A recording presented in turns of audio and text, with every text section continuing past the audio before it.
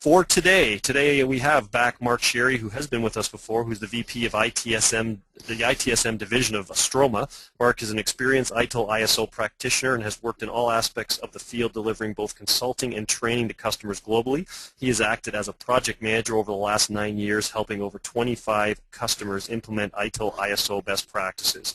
Mark's professional focus at Stroma is to deliver strategic and tactical services to private and public sector clients that enables them to see real improvements in service while gaining efficiencies in delivery. He is driven to make organizations better service providers through continuous improvement. And with that introduction, we'll welcome back Mark Sherry.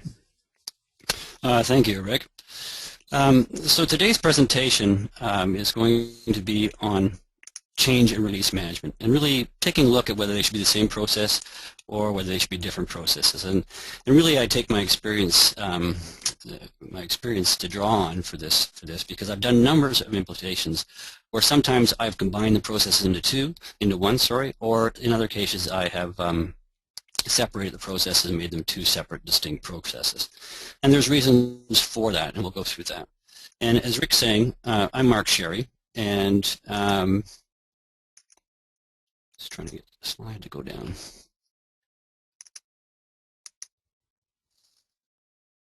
I'm just having trouble moving the slide forward. Okay, there we go. I've worked with the Marble software for the last 10 years, implementing in numerous companies across North America.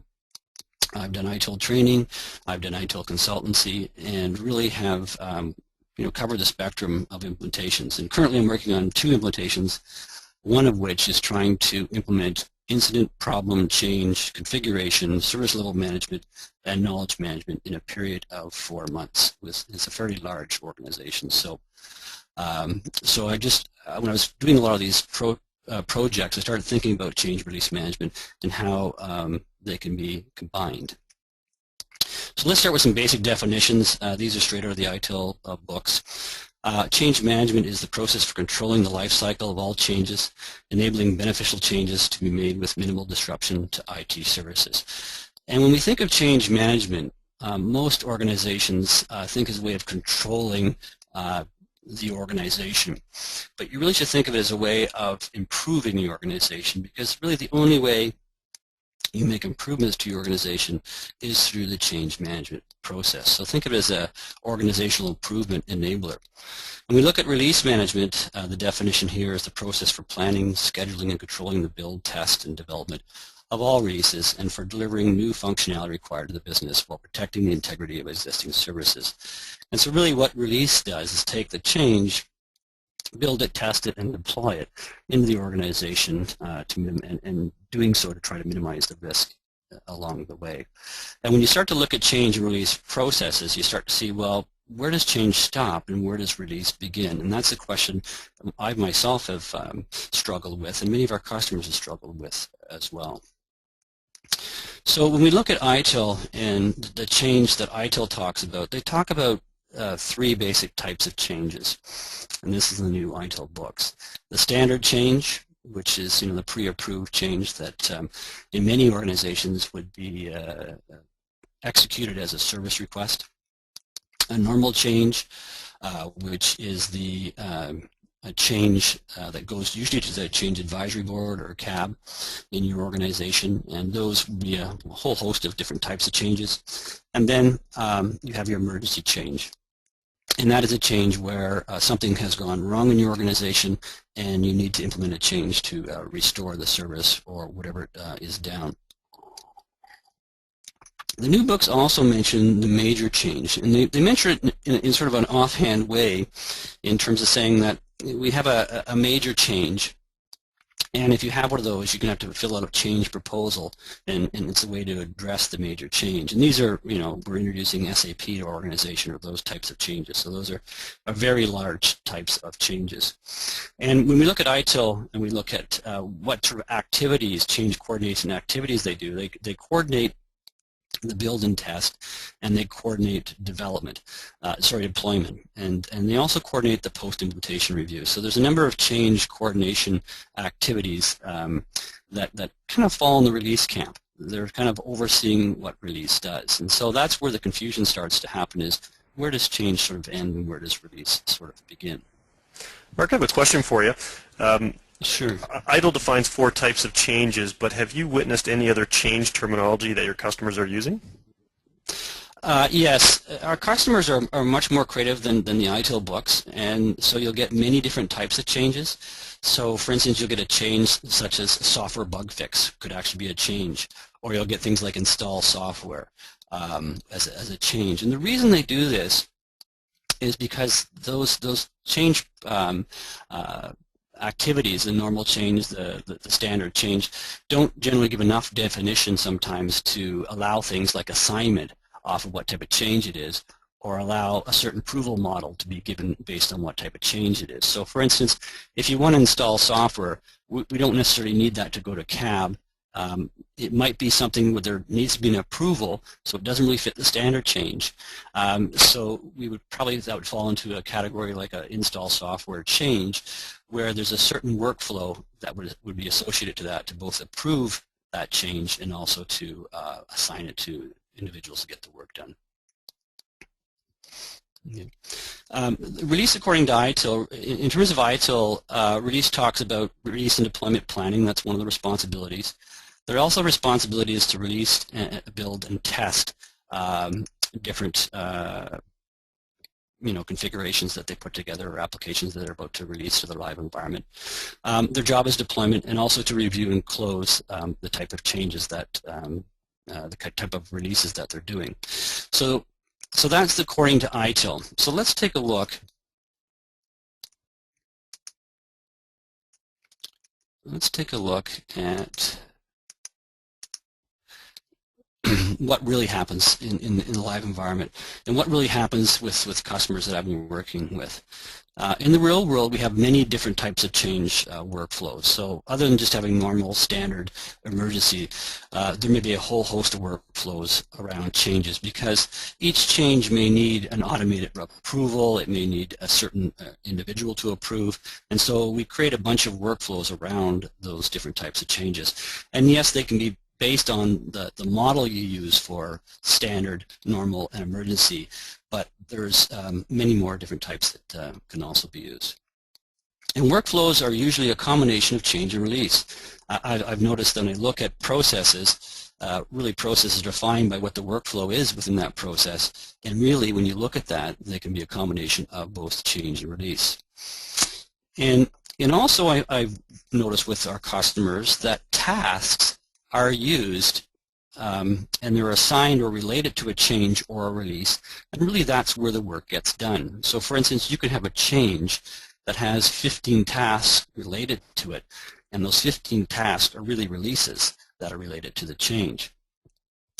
I've also noticed that change approval in many organizations is really a pre-release approval, and so the business sometimes doesn't get the ability to approve the change, and what's happening in IT is just we're releasing, it's a pre-release to put the release that's already been planned, already been produced into production, and so we have to be careful of that as well.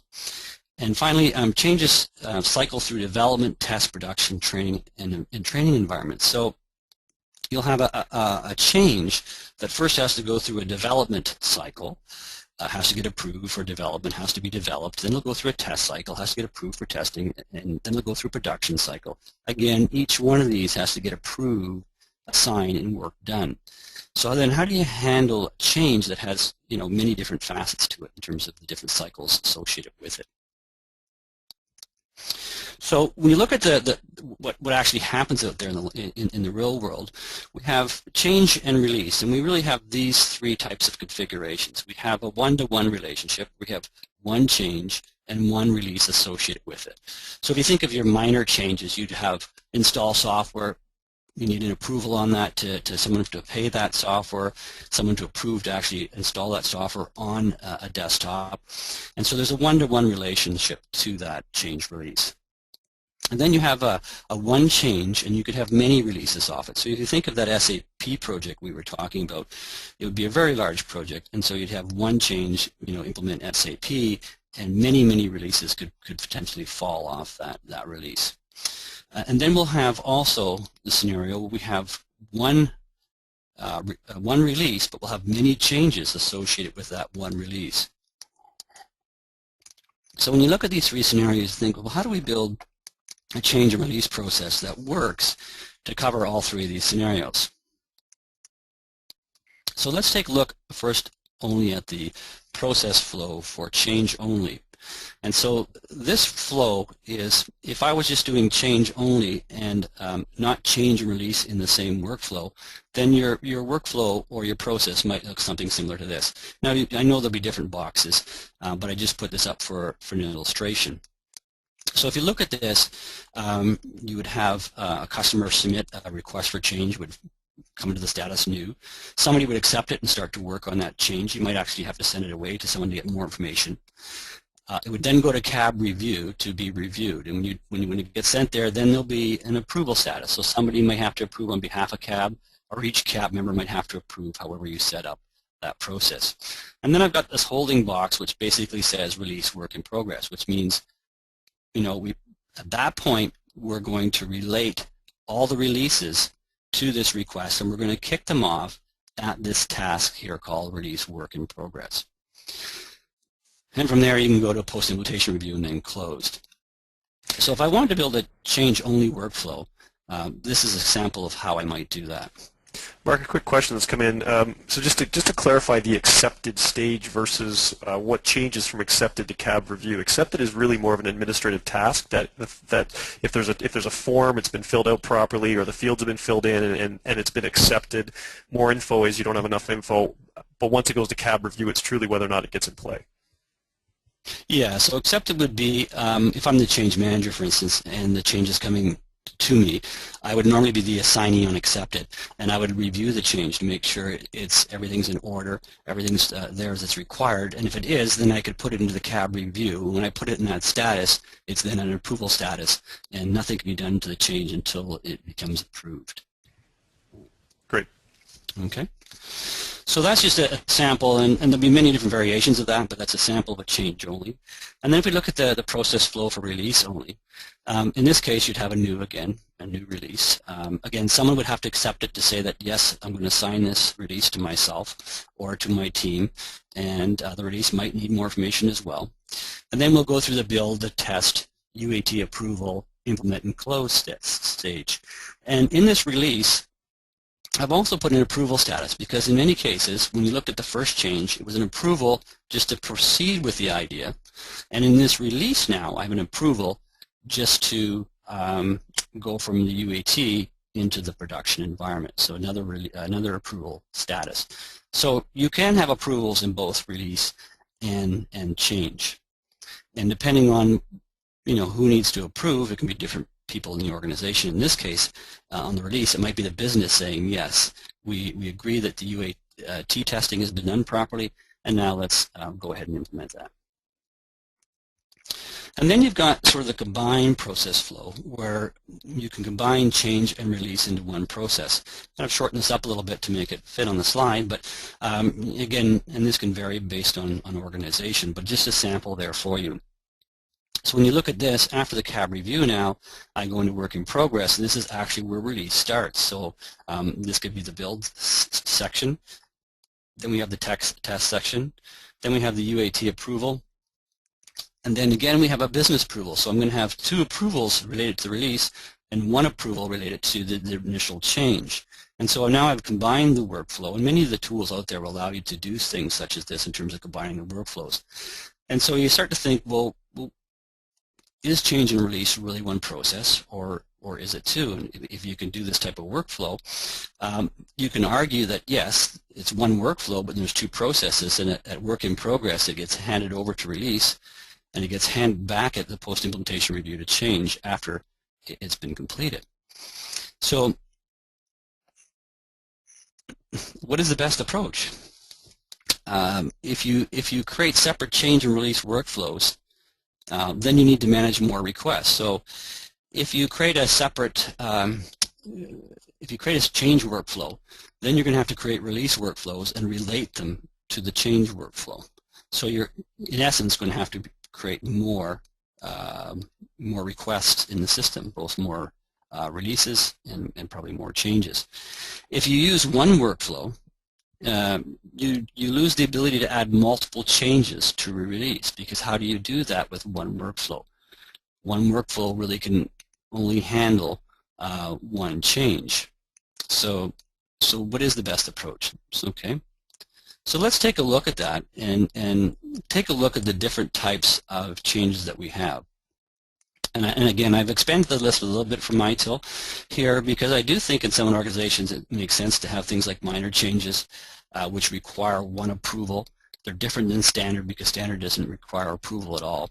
And so a minor approval might be, for the example that we use, the install software. And so given the different types of changes we have, is one workflow or one combining the two processes together better, or separating them better? So let's take a look at that. So for a change that involves multiple releases, so if a change involves multiple releases, we talked about the SAP example, or it can be any type of change where you have to build a test environment, you have to build a production environment, you have to build a development environment. So what essentially you'll do here, if you look at the top is the change workflow, and the bottom is the release workflow. So you'll see I've combined the slides we had earlier into one slide here, so you can see how it basically works. So you'd have, again, new, accept it, and then go to CAB review, and it gets approved. Once it gets approved, it goes to release, work in progress. At this point, we would create a number of releases. So I just got one here as an example, but we would create a number of releases, and we can all relate it back to this work in progress. And so we can have the releases working independently, and the change would not move on until all those releases are completed, and then the post-implementation review would happen after that. So in the situation where you have many changes, many releases, you may want to create a change process and a release process and relate them together. Mark, a couple questions here, just if we can just halt there. When you look at the combined processes, like I think when you described it earlier, question from George here is, when you combine the processes, do you have any ideas or recommendations on who's ultimately responsible for the overall process? Change manager, the RDM manager. I mean, what are your thoughts? Yeah, I think when you combine them, I think you have to have one person responsible for the overall process. And that may work in I was going to get to that a little bit later, but in many organizations, if it's small organizations, that may work. Let's combine change and release together into one process, and let's have one person overseeing that entire process. In large organizations, you may want to break them apart because of the volume of work that's associated with change and the volume of work that's associated with release. And as I go through it in the slides a little bit further, you'll also see it really depends on the type of change. Maybe some changes are better to be one workflow in terms of change and release, and others are better to be separated. Okay. And one more question from Marco is, in the context of, and he quotes, time, how do you deal with the potential that the CAB has approved the change and the building and testing may take months, and the context of the original approval has been lost? Well, you can have iterations. So remember we talked about a dev, test, prod, and then deployment. So you can have multiple iterations of the change. So you might say, okay, we're going to have an approval for the development part, and that works through its workflow. And then we have a separate change that comes in for test, and we have a separate change that comes in for production. And so that'll keep you engaged throughout the workflow. What I've also done with customers is I've cycled that through the change request. So the CAB review, the first initial CAB review was for development, and then went off and did some work. It came back again for the second CAB review for test, and it would come back a third time for the third CAB review, which was production. So you can handle that different ways. Okay, and one last question while we're still on this slide. It was good. I mean, you've obviously generated a lot of questions here. With your model, does this mean that the change workflow is partially dependent on the release workflow developing how to implement the change before the change goes forward? So if that makes sense. Well, I would still argue that the initial change, the initial CAB review, is to no work should be done in the release other than explain what the release is that you're looking to do until you get approval to do it.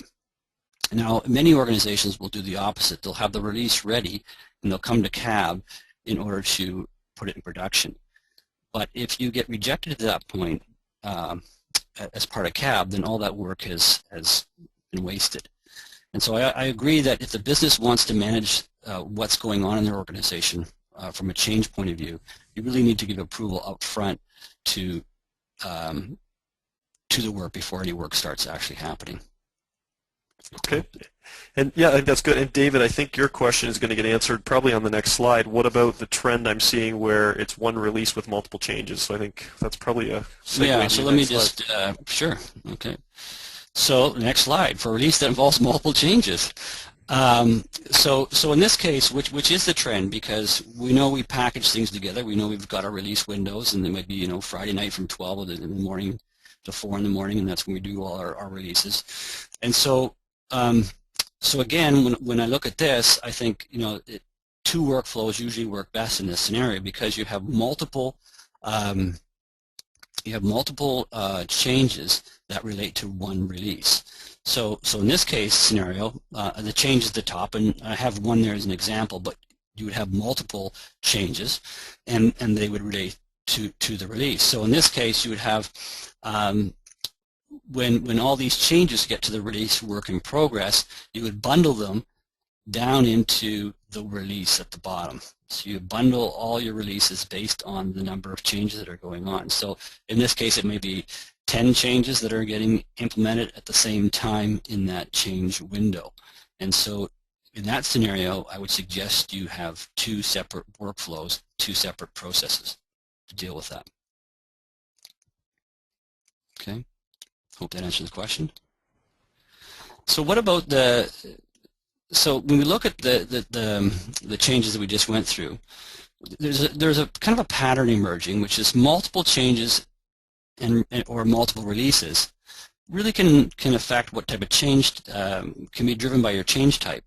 So for instance, normal, significant, and major type of changes can very well have multiple releases, or a release may have multiple changes.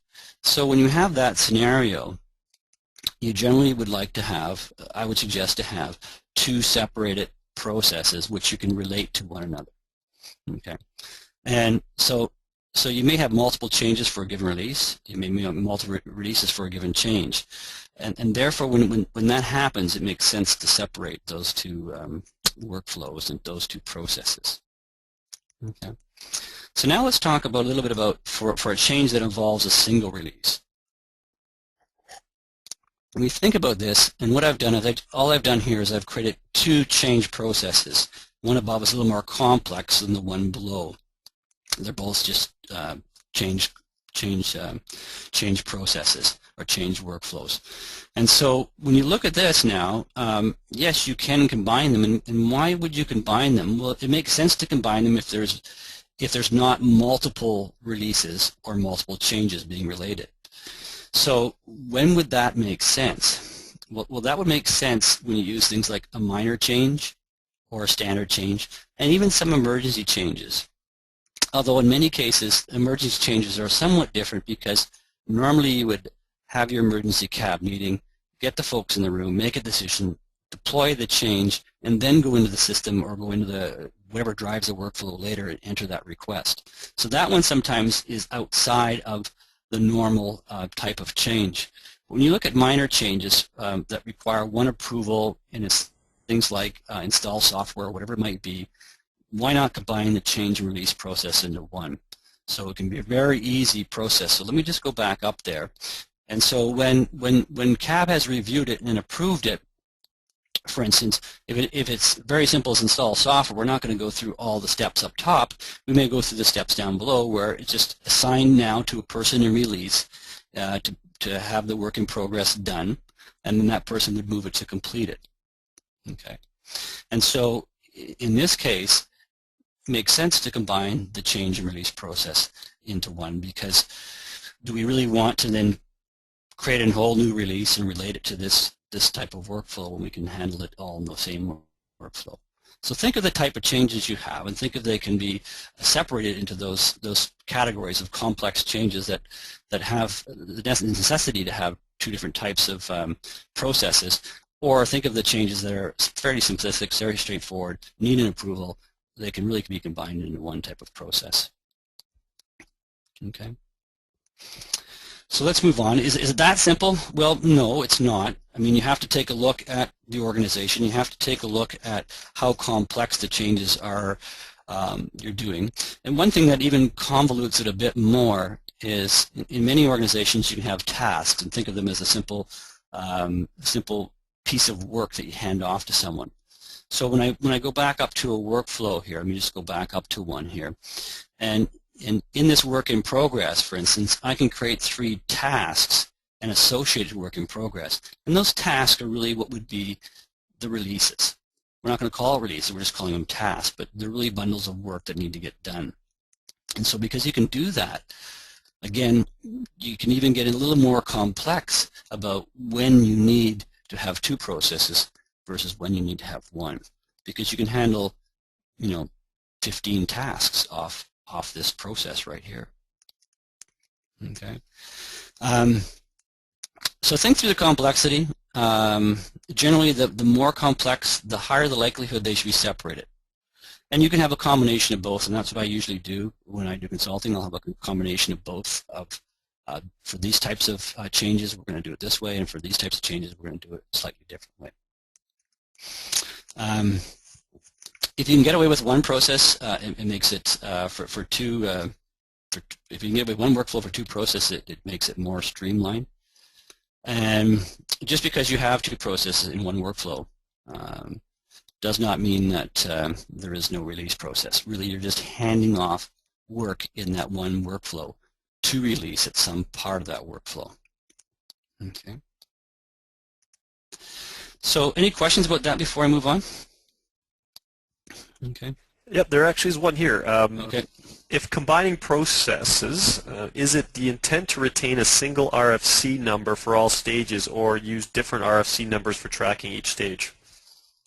If they're combined? Yes. I would just, if they're combined, usually they're a fairly straightforward RFC, and I would just have one number for that RFC. If you're going to associate multiple tasks to that RFC, then each task will have its own unique number as well. I hope that answers the question. Yep. If not, Marco, you can pose another question. But I think that's great. Thanks. Okay. So one of the things as well, when you look at change and release, I was always unclear in ITIL who looks after the post-implementation review. Change. And what I found work best in terms of the practice out in the industry is that release should actually fill out the information related to the post-implementation review. And change really should be responsible for ensuring that that gets done. So think of change as a quality control point, but release is actually doing the work. Because if release does all the work to implement, they're the ones who are going to know what the issues are related to the post-implementation review, because it involves so intently with the release. And change's job is to make sure it gets done and make sure that there's some sort of quality control around that process. And sorry, I was just going to ask on that. Can you talk specifically to who you're saying is responsible for the PIR? I would have the release fill out the information for the PIR, and I have change accountable to make sure it's done. Okay. Okay. Just because, and there's some confusion usually there in some of the ITIL books about, change is responsible, but who actually is going to do the work? Well, release is the group that makes sense because they're the ones who did the release. If the release is partially successful, so there are some issues out there, they're the ones that are going to know what those issues are, need to document it, need to put it in the post-implementation review, and then it needs to be reviewed by the change manager or CAP. And David's asking, what about requester input from PIR? Requester being the customer? Well, let's assume so. If David thinks it's something different, he can let me know, but Okay. yes, it's the customer. Yes, you could have at that point, normally what you would do is a notification that would go out at the end of the change to the customer to say, we've implemented change ABC, please let us know if you're satisfied with the outcome of that change. And the customer then has, as part of the post-implementation review, has the option to email back and say, yes, everything's fine, or no, it's still not working as expected.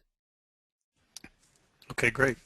And a question from Paul here. If the role of change is to protect the production environment, are RFCs needed for non-production application changes?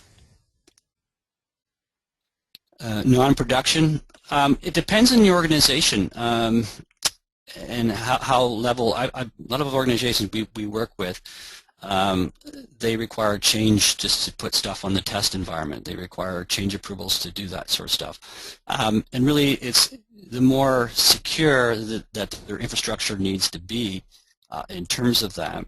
So I'm thinking banking industries and those types of industries.